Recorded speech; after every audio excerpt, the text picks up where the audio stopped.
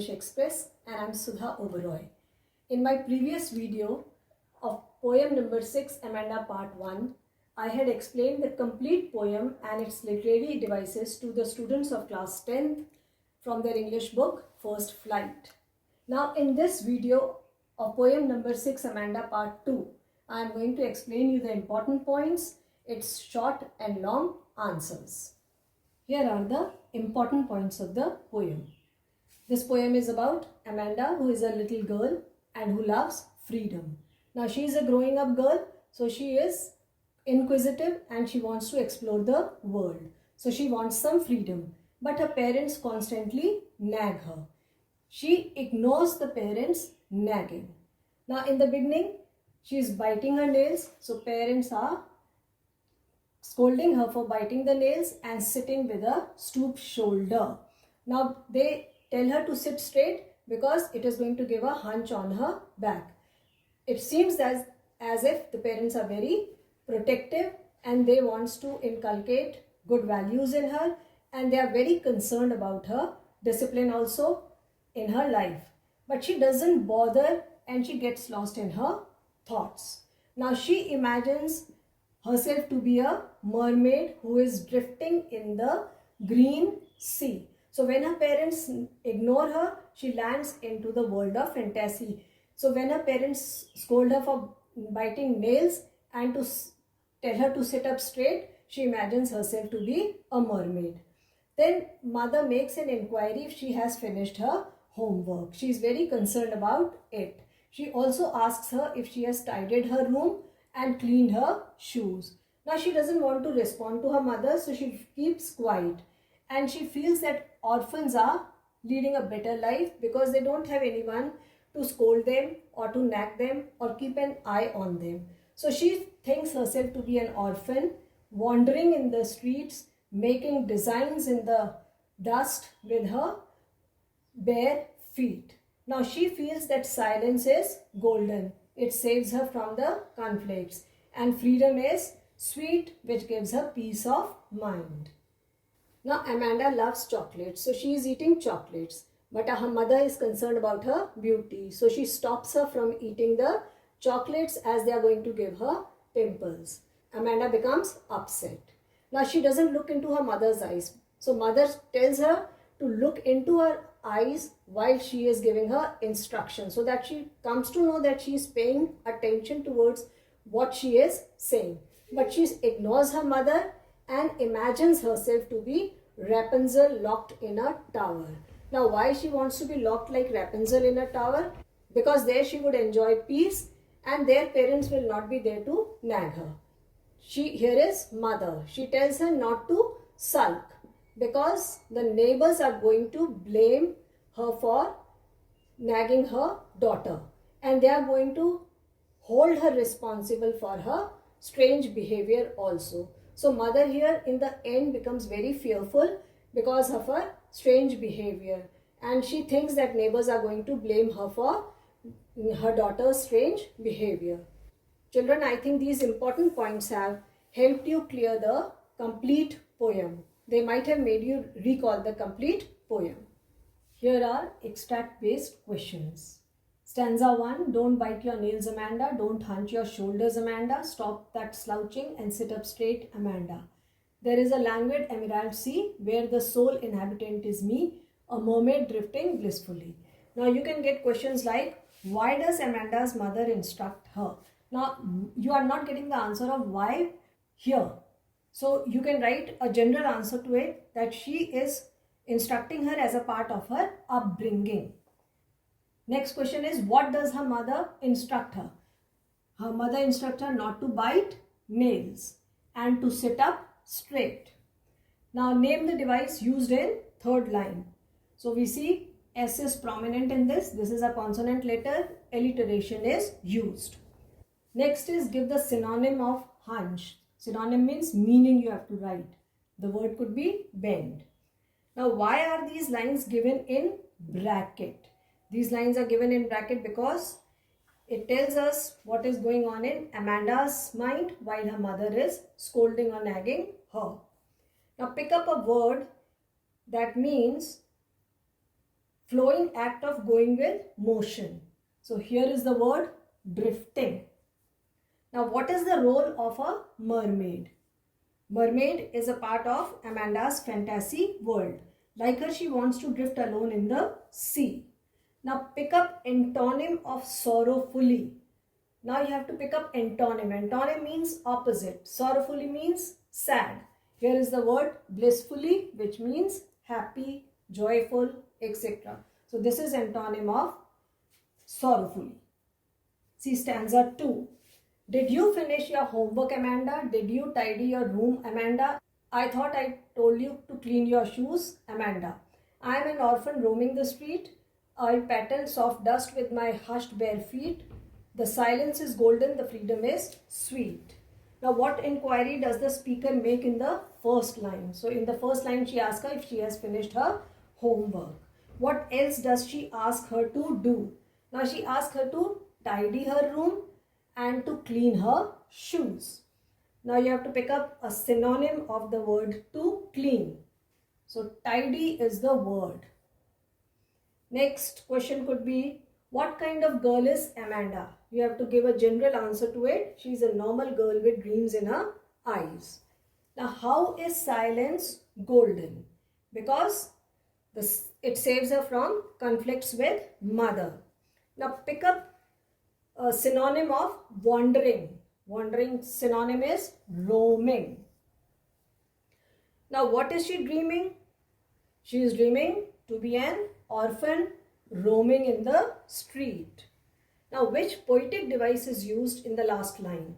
So silence is golden, freedom is sweet. Here metaphor is used. Stanza 3. Don't eat that chocolate, Amanda. Remember your acne, Amanda. Will you please look at me when I am speaking to you, Amanda? I am Rapunzel, I have not a care. Life in a tower is tranquil and rare. I will certainly never let down my bright hair. Now here the possible questions could be, why is the speaker worried about acne? It shows that how parents are concerned about beauty, physical beauty of their children. Now why is Amanda not looking at the speaker while she is speaking? Now she is not looking at the mother because she is absorbed in her own thoughts. Now pick up a word from the passage which means consume. So eat is the word. Now does Amanda live in a tower? No, she does not live in a tower. It is her imagination. Now why will she not let down her hair? Because she doesn't want anyone to disturb her. Now which are the devices used in last two lines? So here tower is tranquil, alliteration is used. T. Now see first line of this. Rapunzel, I have not care. Certainly never let my bright hair. Here R is prominent. So here is consonants. Now which word in the stanza means calm? So tranquil is the word. Stanza 4. Stop sulking at once, Amanda. You are always so moody, Amanda. Anyone would think that I nagged at you, Amanda. Now your questions could be, is Amanda sulking? Why? Yes, she is sulking because she is constantly being nagged by her mother. Now why does the speaker care for others? Because she thinks that others are going to blame her for Amanda's depression. Now pick up a word from the passage which means unstable behavior. Now moody could be the word. Now which poetic device is used in this stanza? So see, stop sulking is used. S is prominent, it is in the beginning. Alliteration is used. I think children, now the poem is clear to you and you will be able to do extract based questions. Here are short question answers to be answered in 30-40 words. First question is, comment on the title of the poem Amanda. Now the title revolves around the little girl Amanda who is depressed because she is constantly nagged by her parents. So the poem is about how silently she tackles with the situation and at the same time lives her dreams. So this title is absolutely appropriate. Next is, why is Amanda getting scolded for eating chocolates? Now, Amanda's mother is very particular about her physical appearance. Eating too much of chocolates, too many chocolates are going to give her pimples. But Amanda is too young to understand this. She is not at all bothered. So she is getting scolded. Next, how life on tower would be different for Amanda. Now, on tower, she would be living all alone, away from her parents. And since she will be away from her parents, there will be no one to nag her. And she is going to enjoy peace. So it would be different. Next is, why does Amanda seem to be moody all the time? Now she is moody all the time because she is escaping the reality of life, from where she is nagged constantly by the parents. Now she is nagged to make her disciplined, to teach her some values, but she is upset and becomes moody and takes out a peaceful solution that she doesn't react to it and quietly lands into the world of fantasy. Do you consider Amanda's mother to be a nagging mother? Indeed, Amanda's mother is nagging mother because she is too concerned about her child. But she must not do it at the cost of her child's happiness. She must try to strike a balance between bearing responsibility and taking care. So she must give breathing space to her child. She must take out solutions very patiently. Next, is Amanda at fault at all? No. Now Amanda is a growing girl, so she is very inquisitive. She wants to explore the world. Constantly nagging, she makes her upset. Now, when she is nagged, she feels that her freedom is snatched. She is too young to understand the concept of acne also. So she loves to eat chocolate. She doesn't like to be nagged or scolded all the time. But she doesn't openly retaliate. She becomes self-withdrawn and gets lost into her own world of fantasy. So children, here are the value points which you can elaborate on your own, and they are going to help you write the answers to the point, and I am very sure that you are going to get full marks if you follow this faithfully. Here is a long answer to be answered in 120 to 150 words. I am going to give you the value points which you can elaborate on your own. Question 1 is, discuss the importance of proper upbringing with reference to the poem Amanda. Now in this poem Amanda, the author has tried to advise the parents to give congenial environment to their children, because congenial environment will create a bond between them.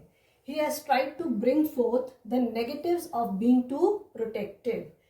When the parents are defensive, too protective, the children become rebellious sometimes, and sometimes they become self-withdrawn and they start living in their own world. So here also Amanda started living in the world of fantasy.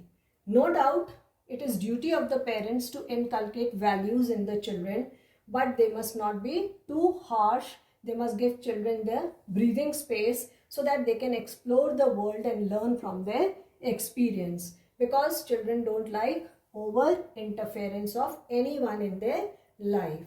So if the parents act like friends, it is going to create a congenial environment at home and strengthen a bond between parents and their children. I hope that you can elaborate these points and you can now become confident of writing the answers in your exam. Children, I hope this poem Amanda is clear to you and you can answer the questions now confidently. If you still have any difficulty in writing the answers, you can download all the text of this video from my Facebook page, the link of which is given below in the description box.